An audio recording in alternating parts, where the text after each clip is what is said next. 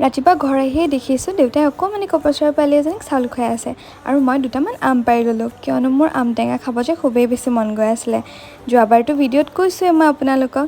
ইফালে মই আমখিনি ৰুকি ল'লোঁ, লগত নিমখ জলকীয়াও সানি ল'লোঁ। লগ থাকিলেহে আম খাই ভাল লাগে। মোৰতো আৰু ঘৰত লগৰ অভাৱ নাই, মোৰ একমাত্ৰ ভণ্টিজনীয়ে মোৰ একমাত্ৰ লগৰ হৈ পৰে। আমখিনি খাই যে পেটটো কেনেকুৱা ঠাণ্ডা পৰিলে নহয়। আবেলিলৈকে গুচি গ'লোঁ মাহীহঁতৰ তাত। মাহীয়ে ক'লে ব'ল আজি তই মই মিলি চাওমিন বনাওঁ।